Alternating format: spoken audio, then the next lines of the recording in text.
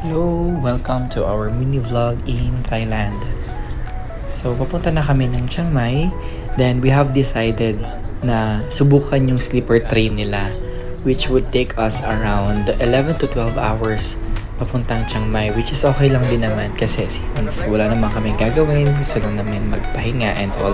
So, binukod tong train na to few months before November sa online railway ng Thailand. Mas advisable na i-book mo siya ng mas maaga kasi mabilis lang mapuno, especially yung CNR, which is yung bagong train nila na ino-offer na may upuan, which is convertible to bed also. May mas mahal dyan na ino-offer sila, which is may bathroom, pero mas doble yung presyo. So, nasa sa inyo na lang kung sa regular kayo or ganitong almost VIP na. And then dun sa premiere na with restroom. So nag-offer din naman sila ng food, which is sa gabi pa lang binibigay na nila yung menu, and then sa umaga isi-serve ng food. So ang pinili namin is Western. Masarap naman yung food nila and also affordable din. Kompleto na with set of dessert tsaka soup. Gumising kami ng 6 a.m. para maabutan namin yung sunrise. Tsaka medyo foggy pa nga dyan. And then, yung mga staff naman, very accommodating sila. And timingly, yung katapat namin dyan is mga Pinoy din. So, nagkagantuhan lang kami.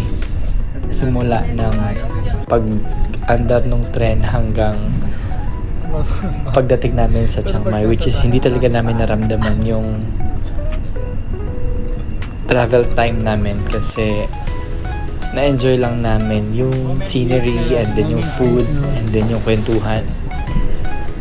Siguro advice ko lang kapag magsi-sleeper train kayo is magdala kayo ng eye mask kasi although pinapatay naman nila yung ilaw is baka sa iba is maliwanag pa din siya. Although may cover naman yung kortina para hindi kayo masilaw masyado. Ayan. Tapos dumating din kami on time ng 7 a.m. Papunta na kami niya ng hotel namin. First accommodation. Makikita niyo yung trend. Sobrang linis. Tsaka wala siyang amoy. Pati yung restrooms nila na communal. Malinis din. Medyo maliit lang talaga yung lavatory. Pero other than that, okay naman siya. Then, pagdating namin sa train station, medyo luma lang siya pero ang kalmado ng ambience. So, nakaka-relax talaga siya.